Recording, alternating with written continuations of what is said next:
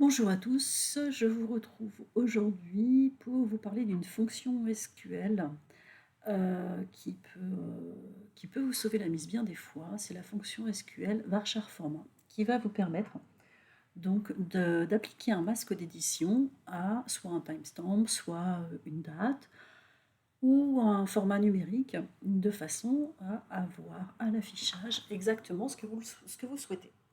Donc la fonction varchar format, elle a besoin en premier paramètre de la valeur que vous souhaitez modifier.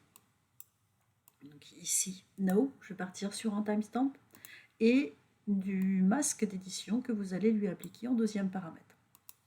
Entre cotes, avec un certain nombre d'options qui sont à votre disposition. Vous allez donc pouvoir appliquer un masque d'édition sur un timestamp. Ici, mon masque d'édition, c'est sans aucun séparateur, année sur 4, mois, jour, heure, minute, seconde et fraction de seconde, sachant que je vais descendre donc jusqu'au millième. Et ici, donc, à l'affichage, j'obtiens bien 2020 0825. Il est 4h10, 35 secondes et 9 millièmes. Si je veux obtenir mon heure, non pas sur 12 heures, en format 12 heures, mais en format 24 heures, à côté de mes caractères HH pour définir donc l'endroit où j'indiquerai mes heures, je vais ajouter le nombre 24 pour lui dire que je veux récupérer mes heures au format 24 heures. Et cette fois, j'ai bien 16 heures, 11 et 23 secondes. Un varchar format, ça va vous permettre sur un timestamp par exemple, de n'afficher que la date et l'heure et les minutes. Si vous voulez récupérer juste une date formatée, vous indiquerez donc dans le masque d'affichage la façon dont vous voulez récupérer les différentes zones. Ici, je vais récupérer donc une date avec l'année sur 4 sous le format jour/mois/année. Je récupère bien 25/08/2020, ce qui est la date du jour. Si je veux avoir l'année seulement sur 2 caractères, dans ces cas-là, je ne mettrai que 2Y et j'aurai bien le 25/08/20. Pour ce qui est de la date julienne, vous allez donc indiquer le format dans lequel vous voulez récupérer le timestamp. La date julienne, c'est le nombre de jours qui se sont écoulés, donc depuis le 1er janvier 4713 avant Jésus-Christ. Ça en fait quelques-uns. Pour des soucis d'édition, vous pouvez tout à fait avoir besoin de récupérer le nom du mois, du timestamp ou de la date que vous avez donc en paramètre. Pour ça, vous avez 3 façons de l'obtenir qui vous permettre d'avoir donc une écriture différente à chaque fois. Dans le paramètre du nom du mois, donc dans month, si vous mettez un M majuscule et le reste en minuscule, vous allez récupérer donc le nom du mois avec la première lettre en majuscule et le reste en minuscule, tout en majuscule. Pardon.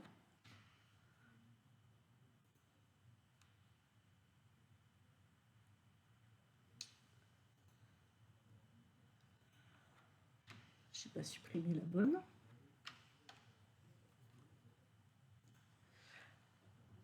Ou alors,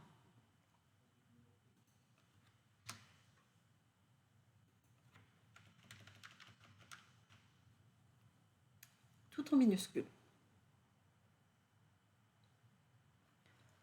Voilà, vous pouvez faire ce genre de choses sur une date, un timestamp, une heure. Vous allez pouvoir ainsi récupérer votre information au format qui vous intéresse. La fonction varchar format va être intéressante aussi pour travailler donc sur du numérique.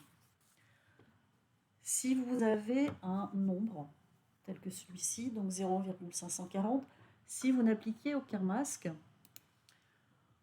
vous allez avoir, en fonction de la configuration donc, que vous allez avoir dans votre connexion sur la partie format.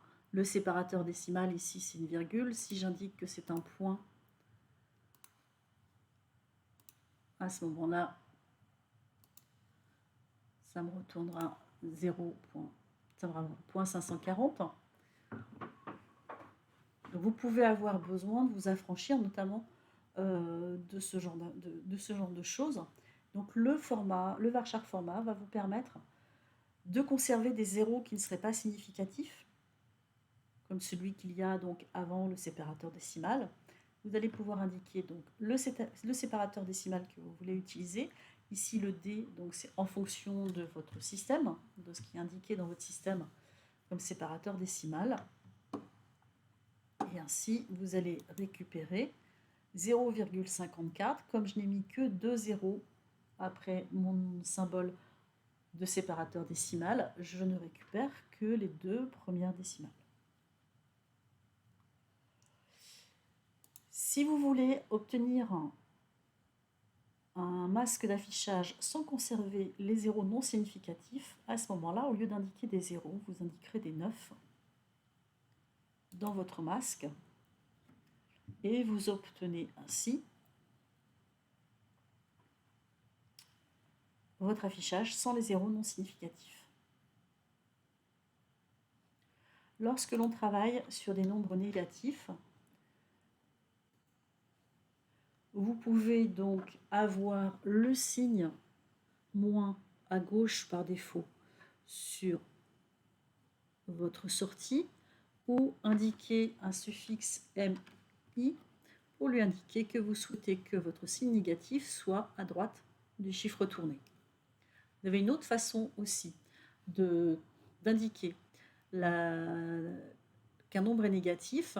Pour ça, vous allez utiliser le suffixe PR que vous allez donc appliquer à votre masque d'affichage sur un nombre négatif. Et votre nombre négatif va apparaître cette fois encadré de balises, signe inférieur et signe supérieur.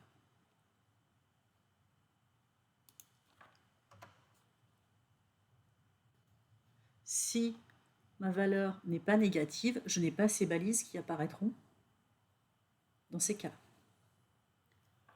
Lorsque vous avez un nombre important, assez long, il peut être intéressant de pouvoir l'afficher avec le séparateur de milliers, histoire de faciliter la lecture de ce nombre-là. Pour ça, vous avez une option donc, dans vos paramètres, dans votre masque d'édition. Le G va donc vous permettre d'insérer le séparateur de milliers dans votre masque d'édition en fonction de ce qui a été configuré dans votre système. Ce qui vous permet d'avoir donc le moins 1 234 567,89, ce qui est quand même beaucoup plus facile à lire que ce qu'on avait auparavant.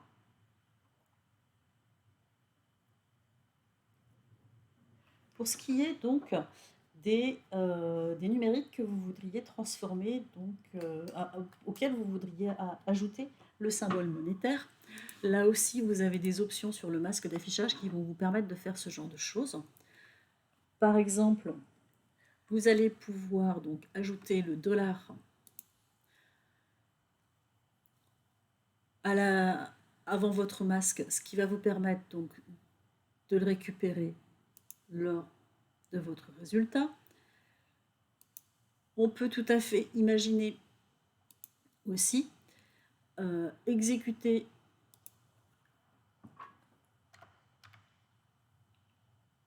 ce masque-là, mais cette fois en ayant le signe négatif avant mon symbole dollar. Pour ça, je vais utiliser un S majuscule que je vais positionner avant ou après mon symbole pour indiquer à quel endroit je veux que mon signe négatif apparaisse. Ensuite, vous allez, tout le monde ne vit pas donc aux États-Unis, tout le monde n'a pas besoin d'un symbole monétaire dollar.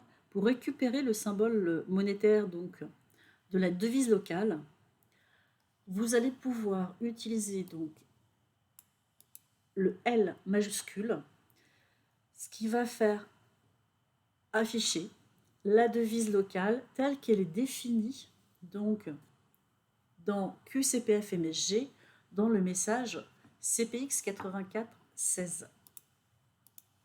Ici, à cet endroit-là. Vous voyez qu'ici c'est un F. Donc je vous avoue que j'ai essayé de le modifier et là j'ai un problème d'encodage. Donc pour l'instant, je vous laisse avec cette information-là, mais c'est bien à cet endroit-là que vous allez aller récupérer l'information. Donc par défaut, pour l'instant, il est possible que vous ayez F aussi sur cette valeur-là. Mais je vous donnerai la suite.